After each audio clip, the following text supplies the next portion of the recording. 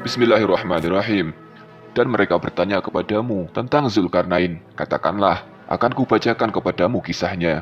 Al-Quran Surah Al-Kahfi ayat 83. Banyak penjelasan yang disamarkan mengenai Raja Zulkarnain. Saya memiliki pertanyaan, mungkinkah Raja Zulkarnain bukan manusia?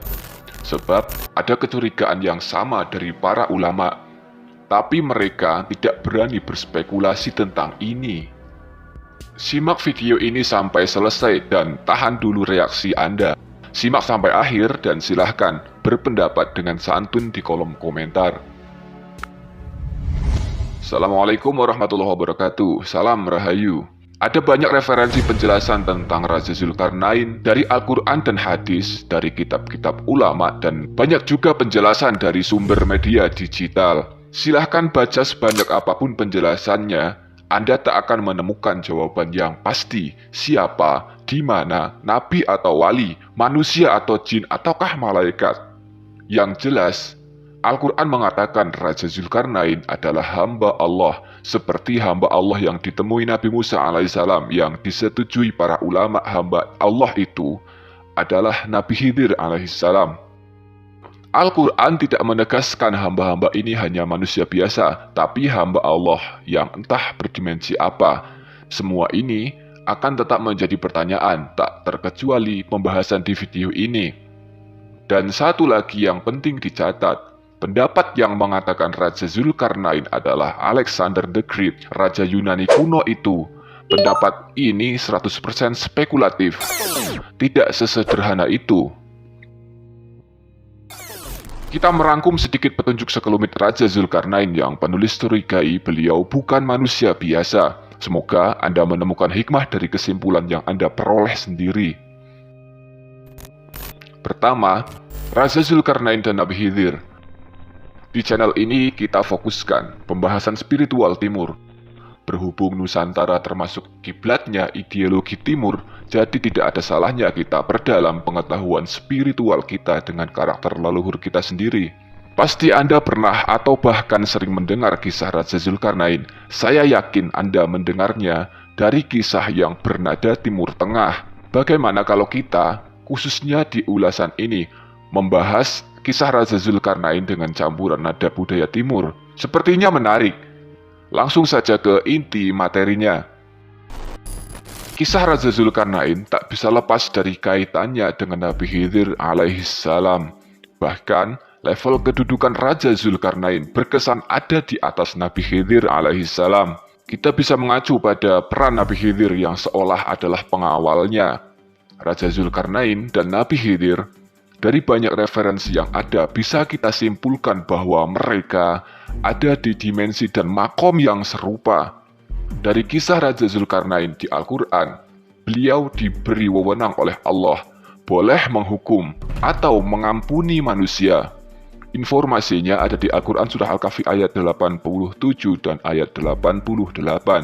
Kalau kita bertanya wewenang seperti apa yang diberikan Allah pada Raja Zulkarnain, kita diberi sedikit gambarannya yang tidak lain ada di kisah perjalanan Nabi Khidir dan Nabi Musa alaihissalam, yang salah satunya adalah peristiwa Nabi Khidir membunuh seorang anak muda yang membuat Nabi Musa semakin tidak paham dengan Nabi Khidir. Kisah-kisah yang kita muat ini semuanya ada di surah yang sama, yaitu surah Al-Kahfi, di mana surah ini paling dianjurkan untuk menghindari fitnah Dajjal. Tentu ada sesuatu yang lebih dari sekedar kalimat yang disajikan dari kisah Ashabul Kahfi, Nabi Khidir, dan Raja Zulkarnain, serta kaitannya dengan Al-Masih Ad-Dajjal yang semuanya dikumpulkan di satu surah Al-Kahfi.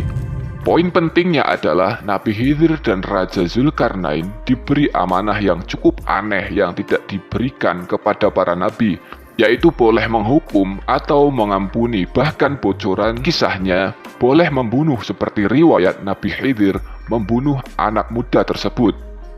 Semoga Anda menangkap kemana arah dan maksud argumentasinya, karena penulis tidak mungkin berspekulasi. Selain wewenang ekstrim yang diberikan Allah kepada Nabi Khidir dan Raja Zulkarnain, beliau berdua pun memiliki kisah di luar area garis kenabian, yaitu kisah mereka mencari air kehidupan yang tujuannya adalah dapat hidup abadi. Apakah Anda pernah berpikir bahwa tujuan ini akan membawa pada proses hidup tanpa kematian? Manusia seperti apakah yang masuk alam langgeng tanpa proses standar kematian manusia? Kita dapat gambarkan, hamba-hamba ini hampir sama dengan Nabi Isa alaihissalam yang tidak melalui proses kematian secara ilmiah. Sekali lagi, jenis manusia berunsur apakah yang tidak melalui proses standarnya kematian tubuh manusia? Inilah yang penulis maksud di atas. Tidak ada salahnya kita memakai referensi nada budaya timur demi memahami eksistensi hamba-hamba Allah yang di luar makom standarnya manusia. Mungkin Anda perlu referensi kisah raja-raja Jawa yang sudah banyak kita bahas di channel ini, karena banyak raja-raja Jawa yang juga berdimensi lain, tidak seperti manusia biasa.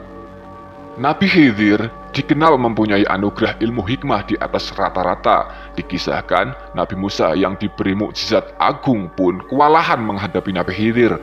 Ilmu hikmah yang dimiliki Nabi Khidir alaihissalam sering disebut juga ilmu laduni.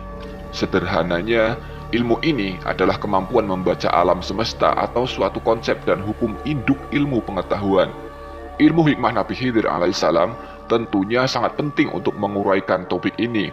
Raja Zulkarnain yang diberikan wewenang dapat menghukum atau mengampuni manusia bukanlah pemberian amanah yang tanpa alasan.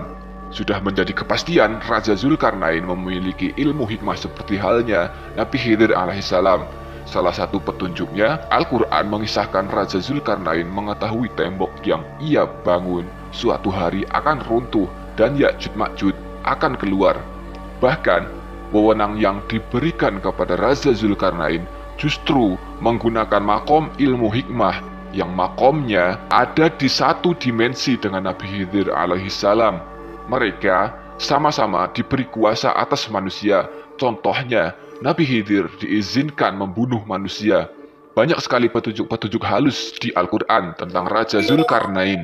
Silahkan Anda amati lebih teliti dan pelan-pelan. Raja Zulkarnain bertanduk.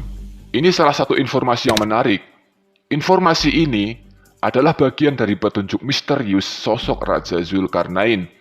Dari sebagian besar pendapat para ulama, nama Zulkarnain adalah nama julukan beliau yang bertanduk. Entah bertanduk secara fisik atau hanya bentuk mahkota beliau yang bertanduk. Silahkan Anda memilih pendapat yang mana.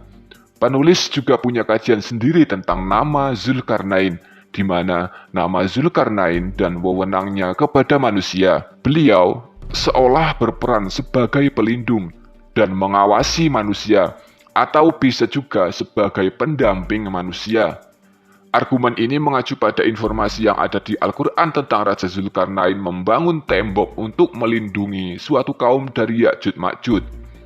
Riwayat ini sebenarnya tidak hanya mengacu pada kisah ilmiah, tapi ada di area metafisik, bahkan riwayat filosofis. Zulkarnain. Coba Anda kaji kalimatnya.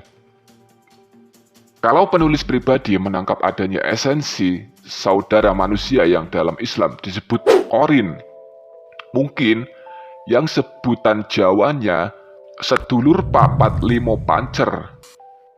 Qorin yang dimaksud tidak juga berarti Zulkarnain adalah jin Qorin, tapi memiliki peran hampir serupa sebagai pendamping manusia.